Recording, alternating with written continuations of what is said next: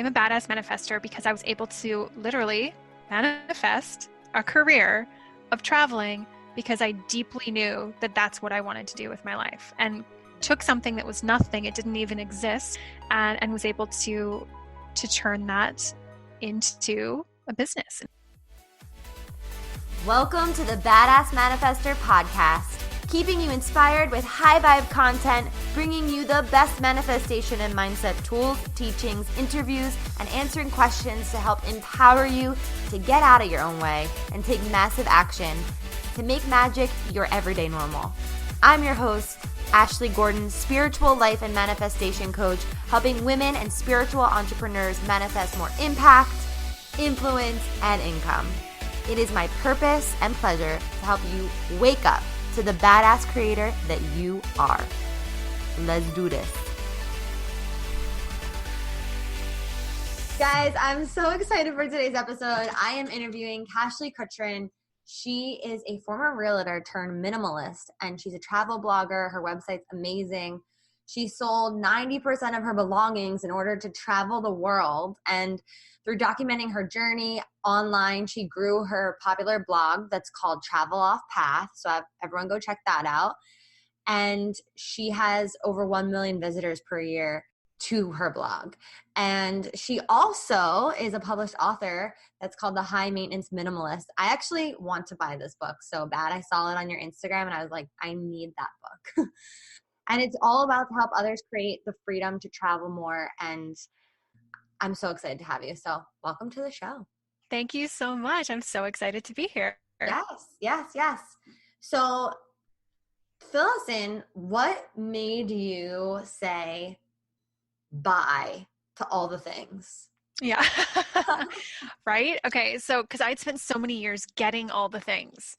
So it was such a change of state. I think I was attracting the wrong type of abundance, right? So in my 20s, I was like insatiable. I was like, I have to get all the things, right? I need this powerhouse career, and I want to get the brand name car, and I want to wear all the brand name clothes, and I want to have this huge house that people all go, oh, she must be so important if she lives there, right? Like that's what I thought would make me happy.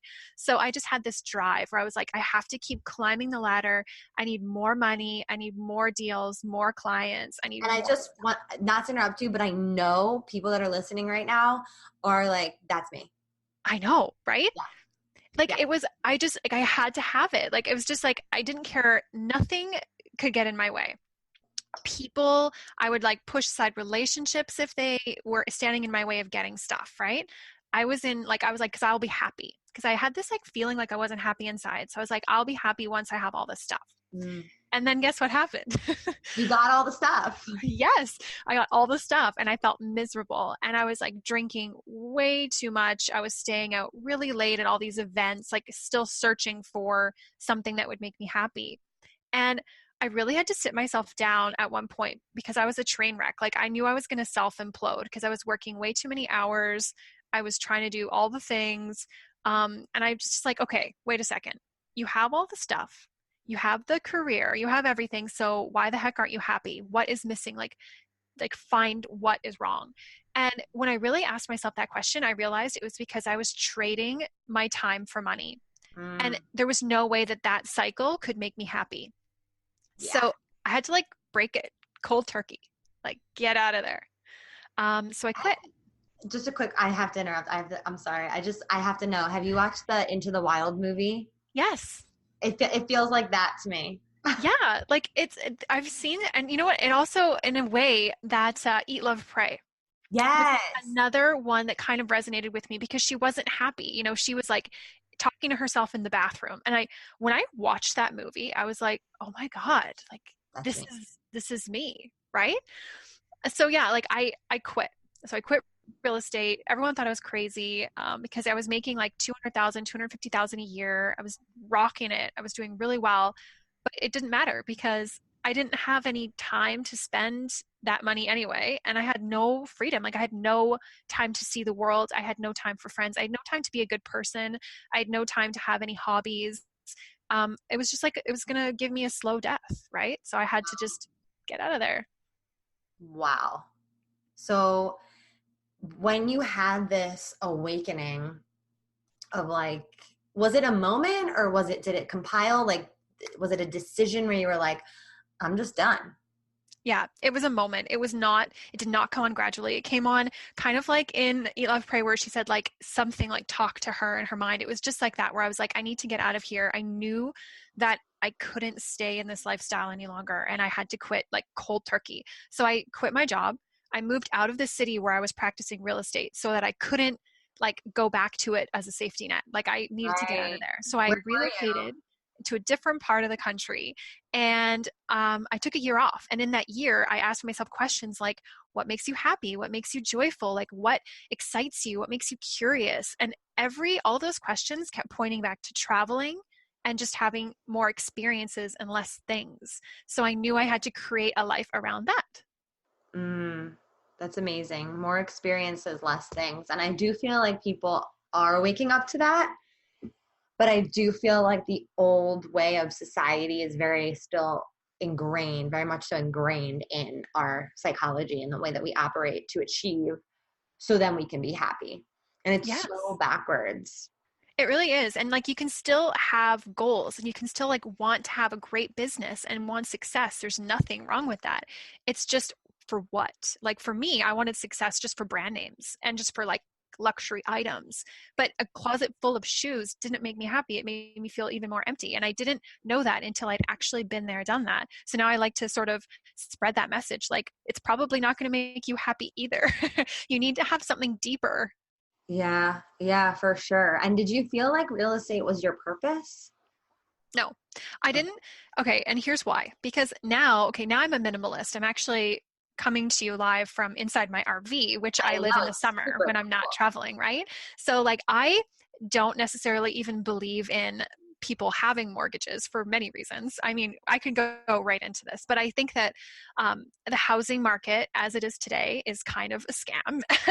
And so here I was like telling people to buy homes, which they probably couldn't truly afford. And then they're thinking, oh, it's the best investment of my life. But these are the same type of people that we're going to move again in 5 years and restart a new mortgage. And then, oh, now we need a bigger house because we have kids. They're going to restart another mortgage. And even when the kids move out, they're probably going to change cities and get another mortgage in their 50s. And I was like, I am anchoring people. I am tying them into a life they might not want, where they're going to have debt forever. They're probably not even going to be able to retire at 65 because they have so much mortgage debt. And I'm helping to do this. I didn't even believe in my own bullshit. So I had to stop. Wow. Wow, that's wild. So that was probably getting more challenging selling something that you didn't believe in. Yeah, like at first I did. When I first got into real estate, I was like, yes, everyone should have like their dream house. And I still believe that people should have their dream home if that's what's important to them. But I think that the way I was doing it and the way that the market and the message around how you have to buy a house, like if you're renting, that's bad. You're not a good enough person. You need to own this and have this. And I just think it was like the wrong kind of attitude. I don't necessarily believe in it anymore. Yeah. Wow, that's wild. I mean, I shared with you before we started that I had a background in real estate, and I think what I got out of it was I really like people, and I like helping people, and I like Yes. talking with people and coaching people through making decisions and all of that. And so I kind of like applied that to what I'm, my purpose, my true purpose, right? Yeah, Which I think that's the same reason I probably wanted it too. I liked being connected to people. And when you help someone buy a house, you get to know them really intimately, yes, right? And you're helping them with life decisions. And maybe it was that I liked about it, that had drawn me to it, yes, and not necessarily getting people into debt over their heads. I mean, that's not yeah. what I was going Not to into. mention like all the other bullshit that comes along with being a realtor. I mean, Yeah. seriously, there's so much to it. It's crazy. Wow. So when you were selling all of your things, and was that hard?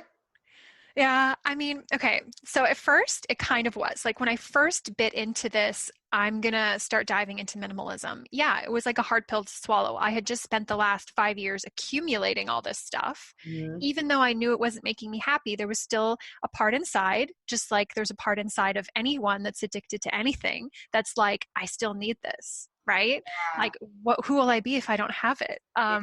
So at first it was hard, but then I have to be completely honest. I got absolutely like just like addicted in a good way to it, where I was like, okay, how much more can I get rid of? And how much more can I put minimalism into my life? Because so I sold my house and Okay. then I sold everything in it, like everything. Like think about all the things that are in your house and people listening. Like you have lamps and throw pillows and rugs and art and like blenders and pots and pans and plates and you have so many things, right? And I sold almost all of the things. Wow. But what about like pictures and like all that stuff? What did you do with that? I mean, most of our pictures are digital now. We have to like admit we don't have a lot of material keepsakes, but I did allow myself two boxes. One was for like taxes and like important documents like birth certificates, blah, blah, Yeah. blah. Another box was for like really important cards that people had given me or actual pictures of friends or myself that I had. Those two boxes are like all the personal items I have. I mean, I have a few things in the RV, but it's like super minimal. But what I realized through selling all of this stuff was that I didn't need really any of the things that I was getting rid of. And most of them I sold like on Facebook buy sells. And I made a lot of money. I made like 10 grand selling my Wow. old crap, like old handbags, old shoes, old clothes. I sell so Um, much stuff on there. I love that thing. and it's amazing, right? Yeah. And it's just like I thought I needed all these things. Like I thought like, oh, I'm going to use that one day, I'll need it. I still haven't ever needed that thing. To this day, the thing I thought I needed, I still don't ever have a use for it. So I'm like so glad I got rid of it. Yeah. But it was so it's so freeing to get rid of all your stuff. I know like for some people that sounds crazy. Yeah. But what it did is didn't realize how much the physical things around me were actually taking up mental space in my brain and like in my heart, like in my emotions. And once I got rid of all of this excess stuff in my life, like the physical stuff, all of a sudden I had like space in Yeah. my heart and space in my mind to like Love be that. curious about new things or have new hobbies or have new thoughts or like more creative energy. Like it was amazing that the physical stuff in my world was actually taking up all this space so I couldn't be as creative as I wanted to be. The correlation between the two is unreal. I believe it. I believe it. I mean, even when I just clean a little part of my space out, I feel so much lighter. And just there's a song. I don't know if you ever listened to Natasha Bedingfield ever, but you should listen to Sometimes. this song, and it's called "Strip Me." Yeah. And it's just kind of reminding me of what you're talking about. It's like if you strip me all the way, like what will you find? And it's just the true her, you know. And it's a beautiful Yeah. song. It's a beautiful song. Side note. Oh, that's cool. I'm going to write Yeah, that down. strip me. So wow, I give you so much credit and I can feel this desire inside of me now, like wanting to clean shit Yeah, out. oh, it's so great. It's like the best thing ever. I always tell people, even if you're having like, if you have writer's block or you can't get the client that you want, or you're just like, something is wrong, right? Something it just feels like a block. Literally go and clean something out, whether it's your closet or Mhm. whether it's the drawers in your kitchen or if it's underneath the stairs or like just pick one spot and just like clean the heck out of it and just give the stuff away or like sell the stuff, just get it away from you and you'll be surprised all of a sudden you'll have like new ideas or new energy. Like it's insane. It really, really is. Are you best friends with Marie Kondo or what? No. No, she stole my idea. No, I'm just kidding. Oh, No, no, no. I'd actually never, when I started this, I'd actually never heard of her. I heard of her after I had done it all. yeah, Like I after believe I'd you. sold everything and got rid of it, then I heard about her. And then I saw her book, which is like amazing. Um, and I kind of wish I had that tool while I was going through the process, but I guess I did it truly from my own imagination and on my own terms, which was so cool. So cool. So your book is called The High Maintenance Minimalist, which I love. How did you come up with that title? Like tell me, explain, like what's the background of that? Because I'm just like, I'm high maintenance a little bit, you know, like what's the Yeah. deal? So, okay, it came as a nickname that my husband gave me because as we were turning like into minimalists, really, So and we've your been, husband was on board. yeah, he was on board. Yeah, Okay. totally. I want to Yeah, talk about that after because he was like, let's do this. my husband will not But agree with anything. he gave me that nickname because he was like, you're still so like high maintenance, which I don't think is a bad thing, right? Like for example, like I'm not a backpacker. I'm a traveler, but I'm not a backpacker. And like I can't like I'm not the minimalist that's gonna, live Stay at a completely in the hostel. woods, like Yeah. in a hut with like no Wi-Fi and like no access to makeup or something. Like that's not who I am. So he's like, you're a minimalist, but you're still kind of like high maintenance. Like it's a whole different type of minimalist. I'm like, you're onto something. And so I thought it was important. When I was writing the book, a lot of people think about minimalism and minimalists, and they think of a guy sitting in a white room. There's nothing around. He owns one T-shirt, Yeah. and that's what it is to be a minimalist. And I want to show people that, like, no, it's not. Being a minimalist is really anything you want it to be. It can really fit in with whatever your lifestyle is, but there are some general things like you don't have excessive stuff. You don't spend a lot of money on crap you don't need. You don't have junk lying everywhere. You don't have tons of junk mentally, or like you don't have tons of apps on your phone. Like you just keep things simple. Like there's just some simple basic elements to minimalism, but it How many doesn't apps do you have? no, I try to keep it minimal. Oh my God, that's amazing. Right? Like I try to like download, if I go through my phone, like I'll do an audit every 6 months or something and get rid of any apps that have like crept up, that have like been sneaking on. I'll be I like, get out of here. I don't need you. Wow, I'm so impressed. I think it's so cool. I think it is so, so cool. And I love this concept of high maintenance minimalism because you're right. And for those of you listening, with anything in life, but especially with this, with spirituality, like there are no rules. There Yes. are no rules. So just consider what you've built up in your mind that's limiting you in some way from being more clean and clear in your house, in your mind, in your phone, right? Like all the things, like there's no rules. Yeah, like you can be a minimalist and still love makeup or still love fashion. It just means that you're going to pick like key capsule pieces in your fashion that can be really versatile. And maybe it means you only have like 4 makeup brushes instead of 100 that you don't use. You can still love the things that you love. It's just about bringing simplicity into your life. I love it. That's amazing. So what could you tell people that are like listening that would like to start from where they are? Maybe they have a lot of stuff, maybe they don't, but what do you think is the first step to being more minimalistic? And what do you think is like obviously the benefits of like more creativity, more energetic flow? What's the first step and what are some of the benefits? Okay, so I'm going to go with the benefits first because I just thought of one that's really important that I didn't mention. And that is how much money you save by being a minimalist. Like, I'm not even kidding you. I know a lot of people listening, because it's just what's happening in North America right now. A lot of people have a ton of debt and they get paid, but then the paycheck like leaves and they don't even know how that happened. Like, how did I spend that much money so fast? Like, I always feel like I'm living paycheck to paycheck. I can't catch up. That's a feeling a lot of people have, right? Mhm. And the benefits of minimalism is like, I don't go shopping for the fun of it. I don't buy stuff that I'm not going to wear. I only buy the things I'm actually going to use like on a daily basis. So the amount of money I save, I can't even tell you. It's unreal. I don't do subscription boxes. I don't just shop because I feel bad or I need to do some retail therapy. And the money stays in my bank account. And it's amazing because then that makes me feel like full, and it's a good vibration for me to feel that fullness, and I Mhm. don't feel like the guilt of shopping. So I think the biggest benefit of minimalism is literally not wasting your money and being able to purpose your money for better things that are going to help your life, like help you grow or help you feel secure. Yeah. So I think Invest that's like, in you. yeah, investing in you or whatever it is that brings you joy. And I just think that's like such a big part of minimalism, is how much money you save. And even if you don't make a lot of money now, or if you're an entrepreneur that's starting thinking, how am I going to live on this income? I promise you, if you live a minimalistic lifestyle, your money will go so freaking far. Mhm. Wow. It's You don't unreal. have a car. You don't have a car, do you? No, I do. Yeah. Oh, you do have a car. Okay, cool. I sold, like, so we had 2 vehicles and I was driving a Mercedes that I sold because it's too expensive.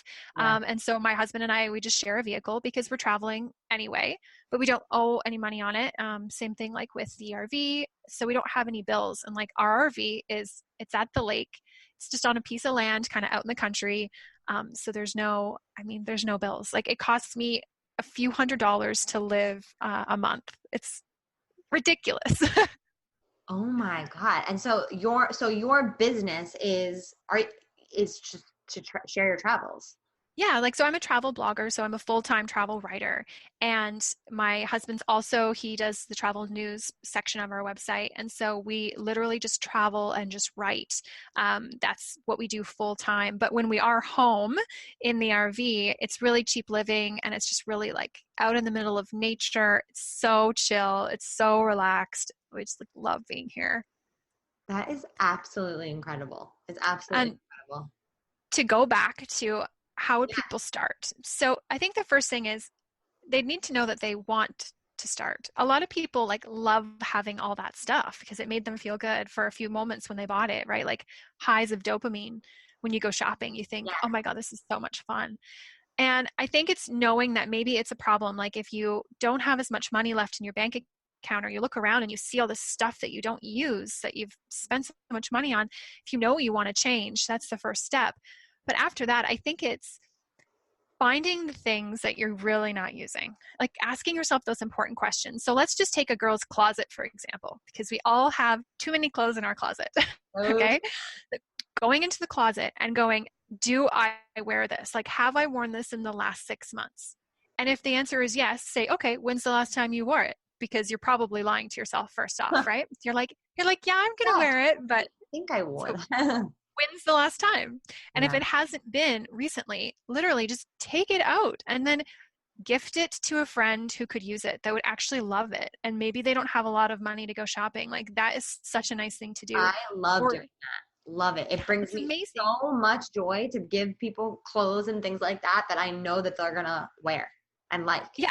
And you could always borrow it back from them if you needed it for that just in case, right? Like I have this like really nice dress that I used for traveling to take some pictures in and things like that.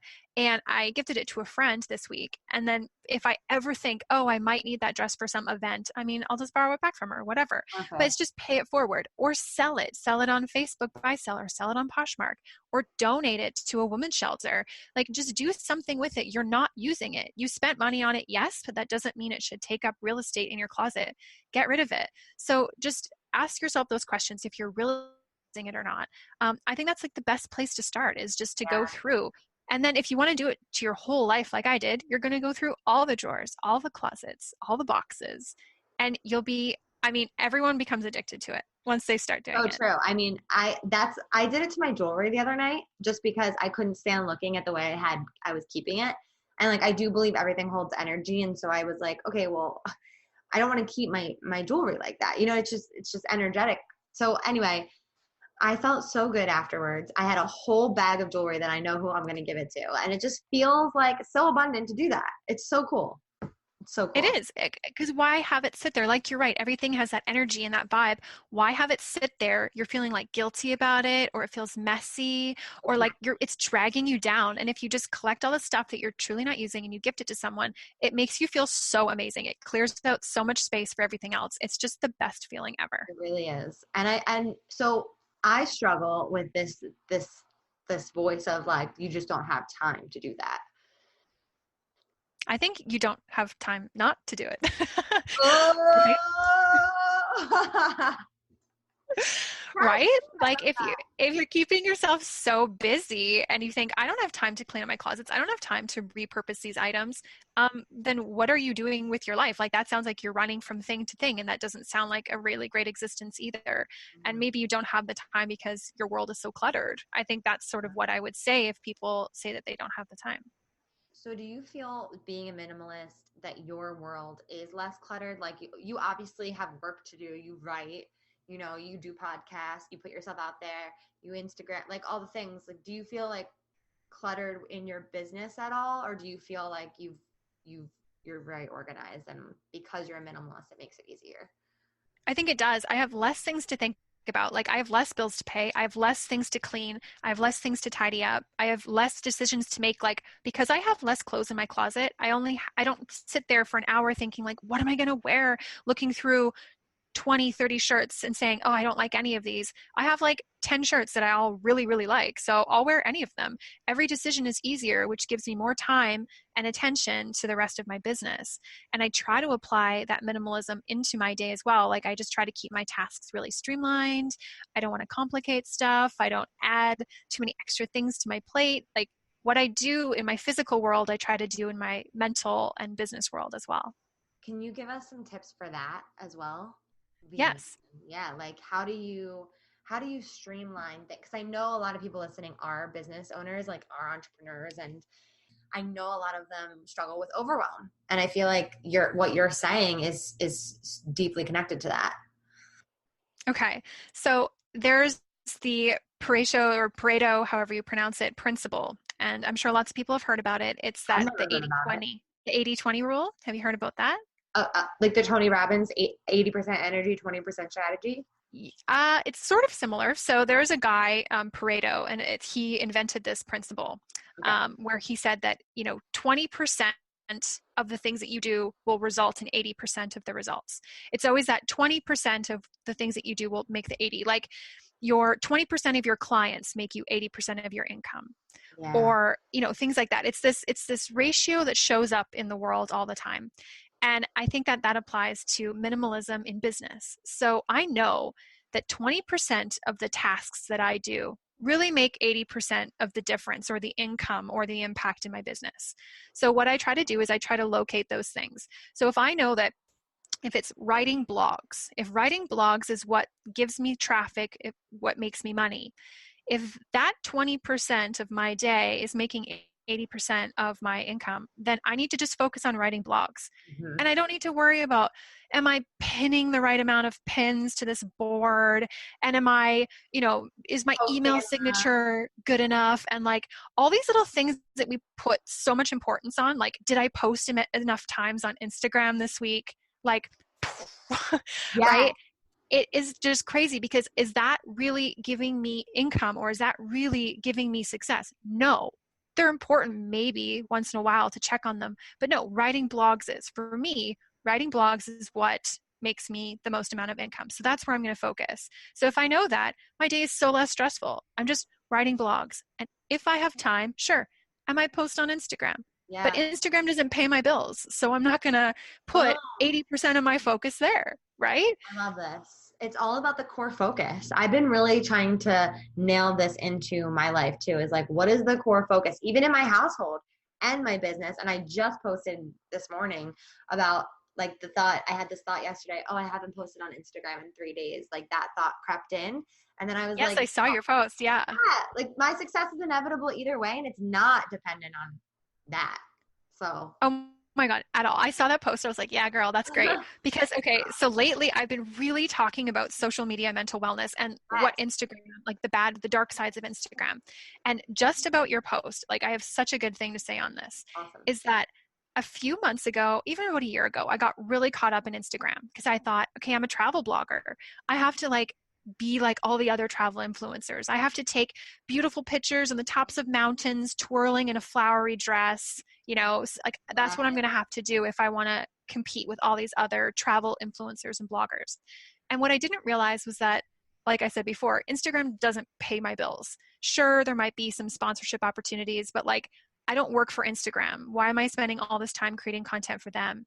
And I got so caught up in it that I ignored my blog, and my traffic started going down and my income started going down. And I was like, what's happening? I'm taking beautiful pictures for Instagram. Like, shouldn't I be rich and Wow. famous by now? Like, come on. Yeah. And then I didn't realize that, like, once I actually took a break from Instagram and once I started ignoring Instagram and not feeling like the world would open up and swallow me whole if I didn't post so many times a week, that's when I focused on my blog and my traffic went up and my income went up and my readership went up. And I quadrupled my traffic in the amount in like a 4-month, 5-month period. And it was like amazing. The second I stopped trying to do stuff on Instagram and feeling like I had to be this Instagram slave and post constantly, that's when my business took off. Wow. Wow. It's so valuable because I think so many online entrepreneurs believe that it all revolves around Instagram. Yes, I did too. Yeah. Yeah, I get caught up in it for sure. I mean, it's a beautiful platform to put yourself out there and to share your gifts and all that. But again, like bring it back to if you're spending 20% plus on Instagram during your day, what are you doing?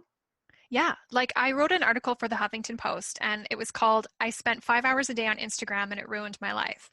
And while that's a really dramatic title, I think it's really important because I was spending 5 hours a day on Instagram, as I'm sure a lot of entrepreneurs are. Because think about it, you're posting, you're taking the picture, you're editing it, you're making your caption, you're A doing lot. your hashtags, you're commenting on other people's posts, so they'll comment on yours, you're engaging, you're doing stories, you're answering DMs. It's very easy to spend 5 hours a day on Instagram for real, right? I agree. And and while I agree with you, like Instagram can be great. You can meet people, you can talk about your business. It's a great forum. I don't think for me, my 5 hours a day was not giving me any benefit at Mm. all. It was harming me mentally. I was comparing myself to other people. It wasn't giving me enough time to be on my blog and in my business. And it was honestly, it was hurting me mentally and emotionally. So I had to take a break from it. Good for you. Good for you. It's honestly so draining for me to be on there for extended periods of time. And yet my brain is like, scroll, scroll, scroll. But when I actually step away and I'm Yes. present in my life, I am I'm accomplishing way more. I'm happier. My oxytocin levels go up. Like I'm just like feeling better. It's amazing the benefits of it. Because Instagram Yeah, is so cluttered.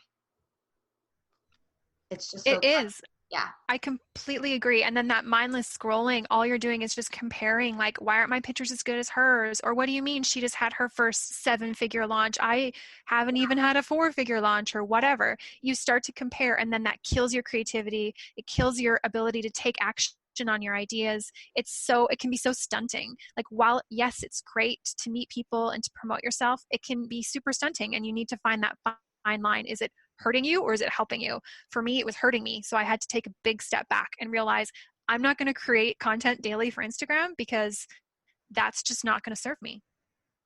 I love it. I love it. And I'm unintentionally not creating content, but it's actually like fine. I had a belief that nobody like people would forget me if I wasn't showing Yes. all the time. And I'm sure if you're listening, you're like, yeah, I feel that way too. Like we all freaking feel that way sometimes, okay? Like it's fine. But just know Yeah. that's not gonna be that's not the end all be all. Like it's not even true. It's this fear. I felt it too. I was like, something bad's gonna happen. Like, I'm not gonna be relevant or I'm not gonna be good enough. I tied my self-worth into what I was doing on Instagram all the time. And if people didn't see me, then I thought like my blog would float away, like no one would care. But you know what? It's the opposite. The less time I spent forcing myself to create content, the more people were actually like curious on what I was doing because I was writing such long form content on my blog. And so they were Yeah. coming over there to see me and it was amazing. Right. It's like hang out with me over here. Yeah. That's awesome. So, I mean, I was talking to my best friend this past weekend, and she's in a corporate job right now. She's so unhappy at this job, and she plans on eventually leaving, like soon. And so she said to me, I have been thinking, like, if I were to quit my job, like, if I could do anything in the world, I would be a travel writer. And like, I really do believe, like, when I was younger, I was like, I want to be a travel writer too. I believe it's like one of the best jobs. I mean, I think it's like super cool.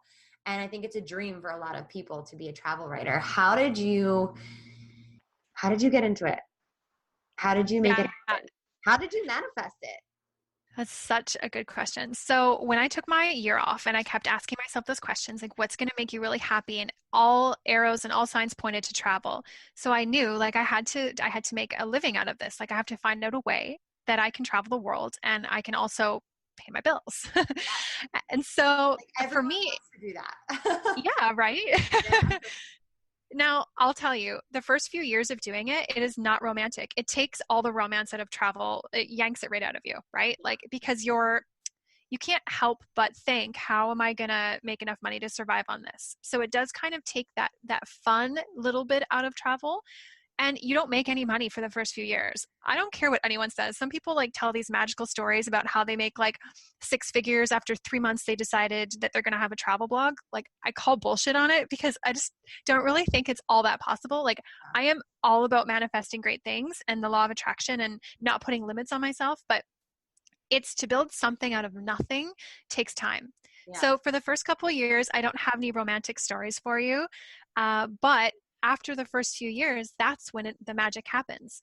The biggest thing about travel writing or creating a blog that, starts out at 0 visitors up to, say, now I'm at about 1 million a year, it's Wow. consistency. You just have to keep blind faith that they will come, that the readership will come, that you'll keep creating amazing articles. I just wrote and wrote and wrote. There's probably 600 blogs on the website. It's just consistency over time. And it's bringing value. It's just being a light for people. It's people to make travel a bigger part of their life. It was that consistency that brought it from 0 visitors to 1 million. Wow. That is so true. I couldn't agree more, and I would probably say the same thing if someone asked me that about business in general. Like, it is consistency, and it's showing up no matter what. So, like, when you're writing blogs, do you then get people to sponsor you? Are you traveling? Are you visiting resorts for free? Like, is it trade? Like, how does it work? Yeah, those are great questions too. So right now I have ads on my site, and that's where I make the majority of my money. And some people say like, "Oh, ads are ugly, like I hate them." Whatever, just scroll past them because it allows me to be less biased.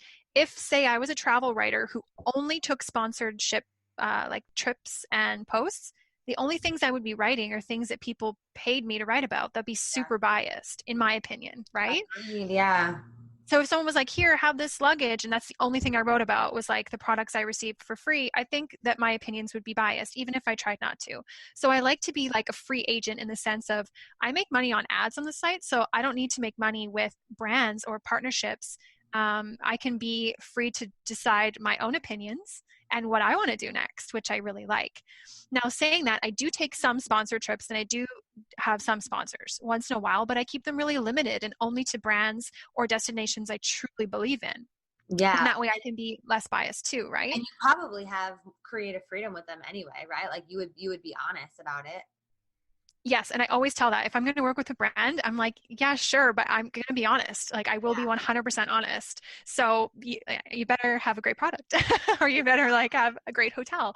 But yes, Exactly. sometimes to answer your question in more detail, yeah, sometimes I do get hotel stays for free. And again, I tell them I'm going to give an honest opinion of this because I don't want people to ever come read my review that I did on a hotel and then they go and they have a completely different experience. Say they have like an awful experience because I didn't tell the truth and they spent all their hard-earned money and took their 1 week year vacation to somewhere I suggested and it was actually just a load of shit.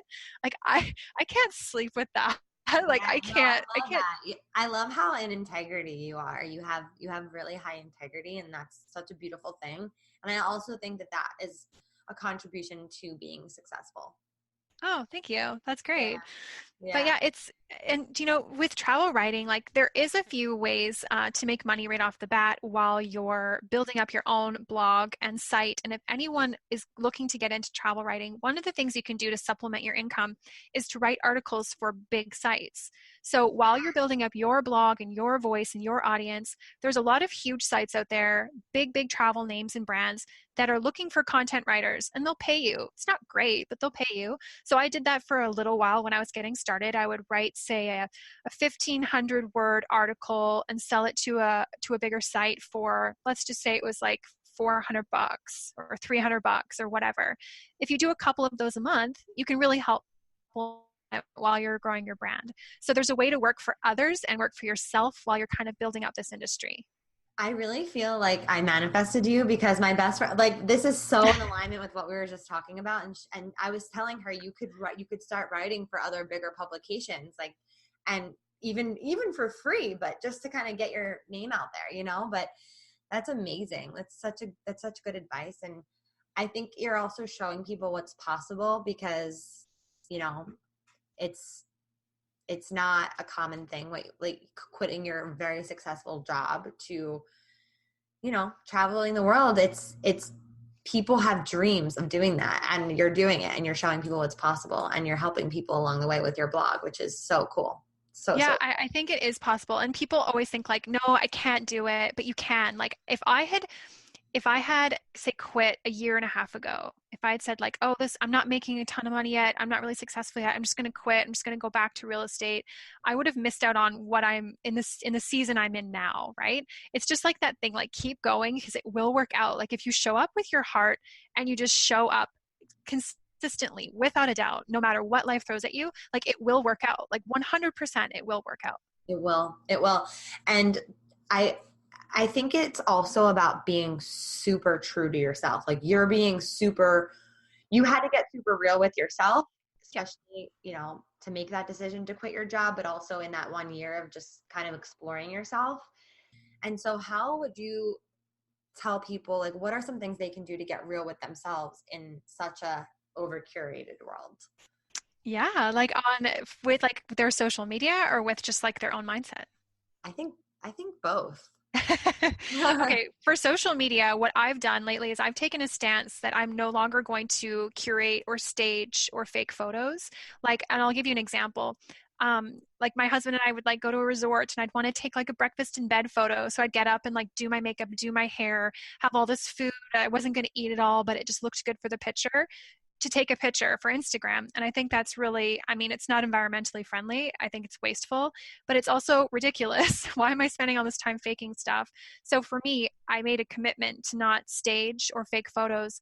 I will take a photo in what I'm already wearing in a place I already am, but I'm not going to go somewhere and add props and change clothes and fake a photo because it makes it really unrealistic, right? People are looking to me for travel advice. I don't want to set them up for failure by making like fake and unreal expectations of what a destination is like or what traveling is like.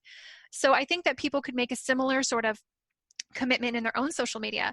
Like maybe it's not as dramatic as mine, but it's show more of your what you think is your boring and mundane life, because those are the details people actually love, right? Yes. And I teach that. I'm in a program right now called Show Up Like a Boss, and it's all about how to show up in your authentic voice and in yourself. And people want to connect with you, not just when you're high vibe, peace signs all the time. Like 100%. because that's not real, guys. It's just not No, real. it's not. And It's even though unattainable. I live this dream life for some people, Yeah. right? They're like, oh, you full-time travel around the world and you get to write about it. Like that's a dream life. But I'll tell you, it's not all fun. And so I have to tell those parts that aren't fun because it does look like this dazzling life from afar. If I wanted to, I could curate it to make it look even better, but I don't want to because it's so fake. It doesn't make me feel good, right? Yeah. And then for people, for doing it, like I mean, in their own life, I think the turning point for me was just asking questions about what makes you curious. I think that's like one of the best questions to ask yourself to know what you really want. Lead with So, curiosity. I say that. yes, like what makes you curious? Like if I put you into like, like a room and you had nothing, no stimulation around you and you were just thinking like what kind of thoughts like make you curious? Like is it languages? Is it like design? Is it colors?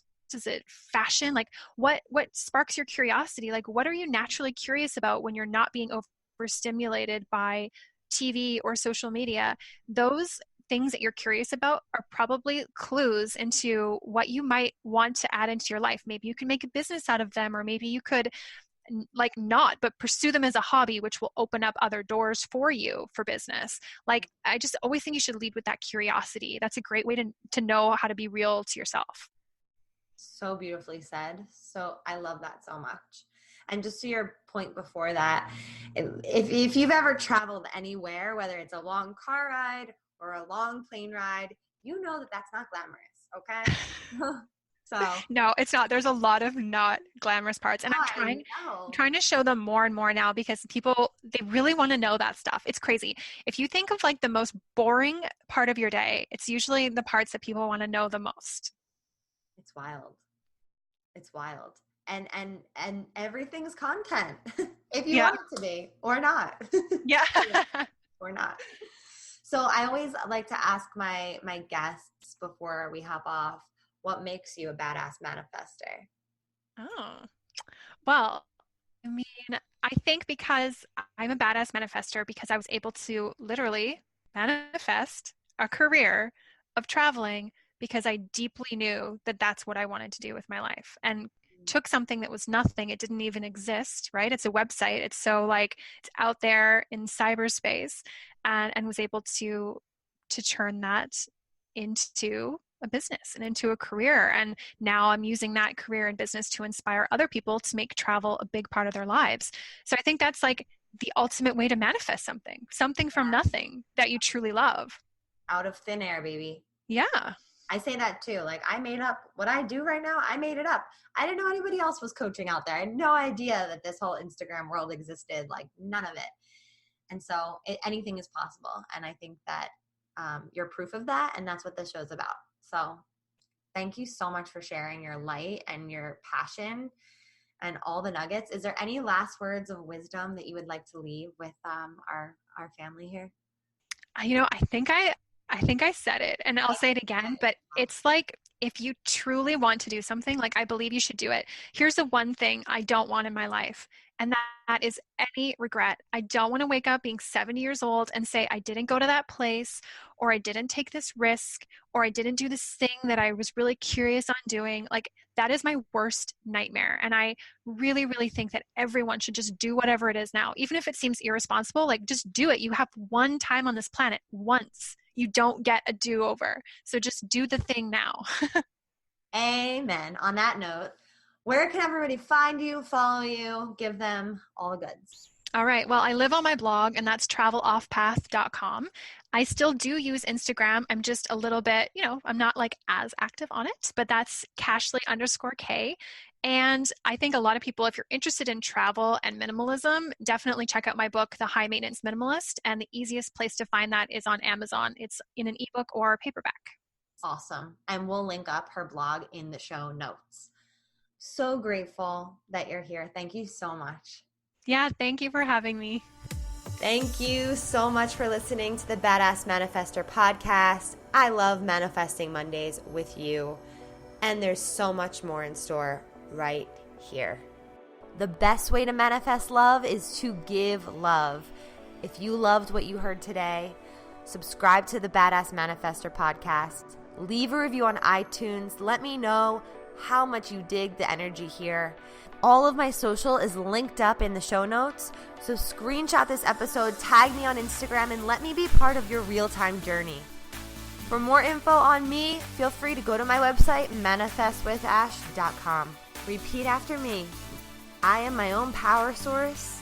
I am the master of my energy, and I deserve everything that I desire. Go get them.